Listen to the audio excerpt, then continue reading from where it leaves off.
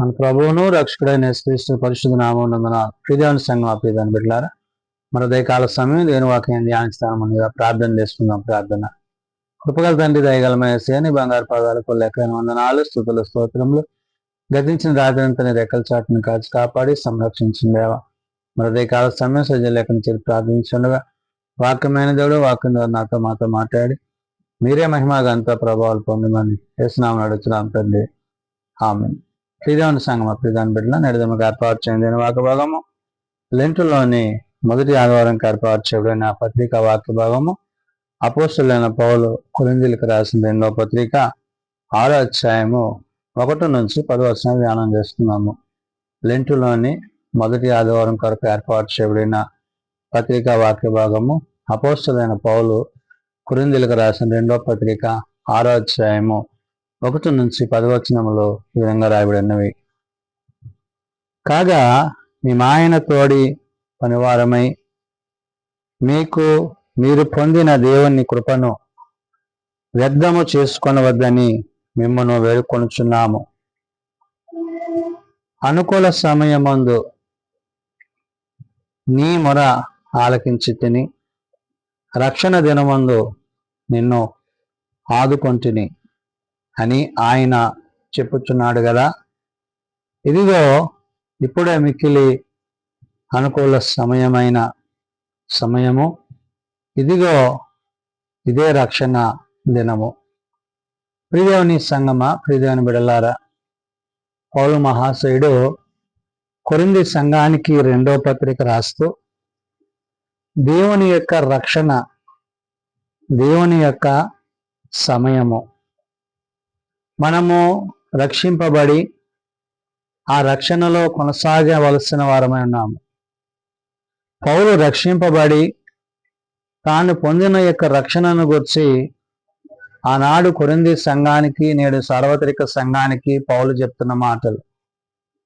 రక్షింపబడ్డ వ్యక్తి తాను ఏదైతే ఆ యొక్క నిత్యత్వాన్ని గురించిన ప్రభు యొక్క ప్రేమను, తండ్రి యొక్క ఉద్దేశములను, ఆదరణకర్త అయిన పరిశుద్ధాత్ముని యొక్క సహాయాన్ని కలిగి ఉన్నాడో ఆ మాటలను ఇక్కడ పౌలు ప్రస్తావిస్తూ, కాగా మీ మాయన తోడి పనివారమై మీరు పొందిన దేవుని కృపావరం అంటున్నాడు. అంటే ప్రభుతోటి పనివారముగా, క్రీస్తును కలిగిన వారముగా, క్రీస్తుతో పాటు శ్రమను అనుభవించిన వారముగా, క్రీస్తు కొరకు ప్రత్యేకింపబడ్డ వారముగా అనే మాటలను ప్రస్తావిస్తూ దేవుని కృపను వ్యర్థము చేసుకొనవద్దని మిమ్మను వేడుకొనుచున్నాను అంటున్నాడు.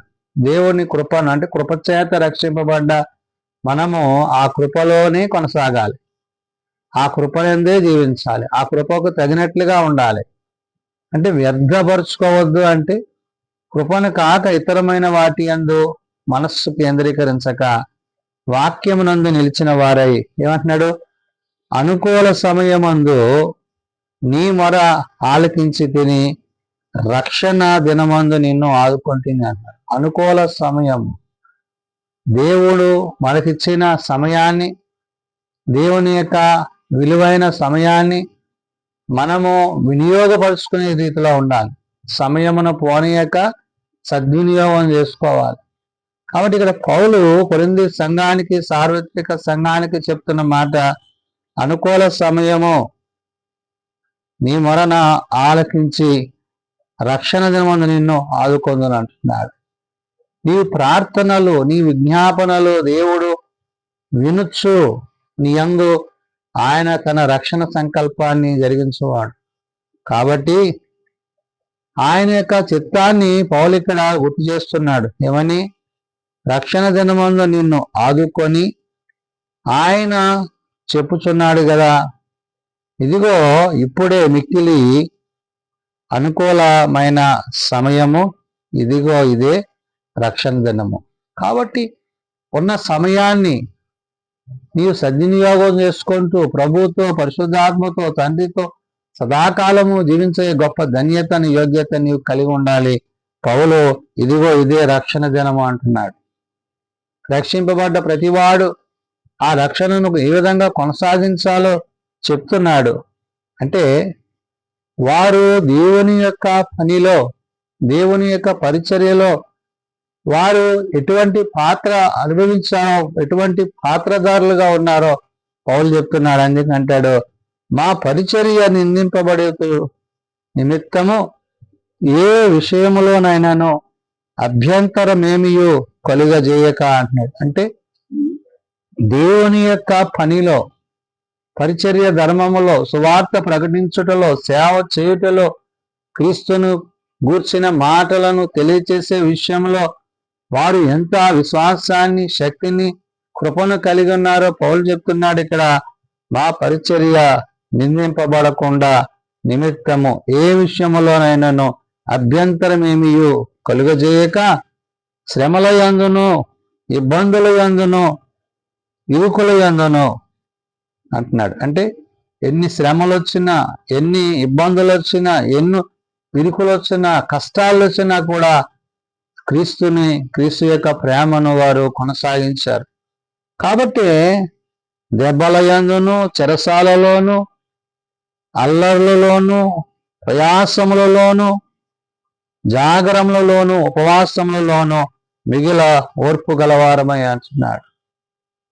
పరిచర్య కొరకు, పరిచర్య ధర్మం కొరకు వారికి ఎన్నో కష్టాలు, శ్రమలు ఇవన్నీ కూడా ఎదురయ్యాయి. కాబట్టి వాటన్నిటినీ పౌలు అక్కడ ఆనాడు కొరింథీ సంఘానికి, నేడు సార్వత్రిక సంఘానికి చెప్తున్న మాట. కాబట్టి శరీరమునకు కలిగేవి, ప్రభు విషయంలో ఎదురయ్యే ప్రతి పరిస్థితిని పౌలు అక్కడ వివరిస్తున్నాడు. దెబ్బల యందు ఏంటి, చెరసాలలో ఏంటి, అల్లర్లు ఏంటి, ప్రయాసములు ఏంటి, జాగరాలు అంటే వారు ఎన్నో క్రీస్తు కొరకు కనిపెడుతున్నప్పుడు కలిగిన ఆ యొక్క పరిస్థితి అన్నిటినీ గుర్తు చేస్తూ అంటున్నాడు. ఉపవాసములలో మిగిల ఓర్పు గలవారమై పవిత్రతతోనూ, జ్ఞానముతోనూ, దీర్ఘశాంతముతోనూ, దయతోనూ, పరిశుద్ధాత్మ వలనను, నిష్కాపక్షమైన ప్రేమతోనూ అంటున్నాడు. ఇవన్నీ కూడా క్రీస్తుని బట్టి కలిగినవి. పరలోక సంబంధమైన దేవుడు వారికి అనుగ్రహించిన ఆ యొక్క రక్షణ కార్యంలో భాగంగా ఇవన్నీ ఉన్నవి. కాబట్టి ఏ విషయంలోనూ అభ్యంతరము కలుగజేయకూడదు అంటున్నాడు. ఎలాంటి పరిస్థితుల్లో ఎదురైనప్పటికీ అది మేలని నువ్వు తలంచాలి. అది మేలని నువ్వు తలంచినప్పుడే నువ్వు ప్రభువులో కొనసాగుతావు. అది మేలని నువ్వు తలంచకపోతే నీవు ఆ శోధనను బట్టి క్రీస్తుని విడిచిన వాడవైతే నీకు శ్రమ అనే విషయాన్ని ఇక్కడ పౌలు గుర్తు చేశాడు. అందుకే అంటాడు, పవిత్రతతోనూ, జ్ఞానముతోనూ, దీర్ఘశాంతముతోనూ, దయతోనూ, పరిశుద్ధాత్మ వలన నిష్కాపక్షమైన ప్రేమతోనూ అన్నాడు. పరిశుద్ధాత్మ దేవుడు ఆదరణకర్త. మరి ఏ కపటము లేని ప్రేమను ఆయన మాకు చూపిస్తున్నాడు. అంతేకాదు, సత్యవాక్యము చెప్పుట వలన దేవుని బలము వలనను కుడి ఎడమల నీతి ఆయుధములు కలిగి అంటున్నాడు. సత్యవాక్యం అనగా క్రీస్తుని గూర్చి ప్రకటించుటకు, క్రీస్తు ప్రేమను వెల్లడి చేయుటకు, క్రీస్తు ప్రేమను వ్యక్తపరచుటకు వారు ఎంతగా శ్రమించి ఉన్నారో పౌలు ఇక్కడ ప్రస్తావిస్తున్నాడు. అందుకంటున్నాడు, దేవుని బలము వలనను కుడి ఎడమల నీతి ఆయుధములు కలిగి అంటున్నాడు. ఎటువైపోయినా ఎలాంటి పరిస్థితి అయినా కానీ దానిని వారు ఆహ్వానించిన వారుగా, స్వీకరించిన వారుగా ఉన్నారు. కాబట్టి ఘనతలను వలనను, సుకీర్తి దుష్కీర్తి వలనను దేవుని పరిచారకులమయ్యుండి అన్ని స్థితులలో మమ్మను మేమే మెప్పించుకొనుచున్నామంటాడు. ఎలాంటి పరిస్థితి, అది కష్టమైన, నష్టమైన, శ్రమైన, చెరసాలైన, ఎలాంటి వేదనకరమైన పరిస్థితి అయినా కానీ అందును బట్టి దేవునిని స్తుతిస్తున్న వారుగా, అందును బట్టి దేవుని గణపరుస్తున్న వారుగా, ఆయన నామానికి చెందవలసిన ఆ యొక్క ఉన్నతమైన స్థితిని గురించి పౌలు ఆనాడు కొరింథీ సంఘానికి, నేడు సర్వత్ర సంఘానికి చెప్తున్నమాట. మేము మోసగాండ్రమైనట్టుండి సత్యవంతులము, తెలియబడని వారమైనట్టుండి బాగుగా తెలియబడిన వారం అంటున్నాడు. అన్ని విషయాల్లో దేవునికి మహిమ తెచ్చే రీతిగా తమను తాము ఎంతగా శ్రమపరుచుకున్నారంటే క్రీస్తు కొరకు, క్రీస్తు ప్రేమ కొరకు సమస్తాన్ని విడిచిన వారిగా, ఈ శోధనలన్నిటినీ జయించిన వారై ఉన్నారు.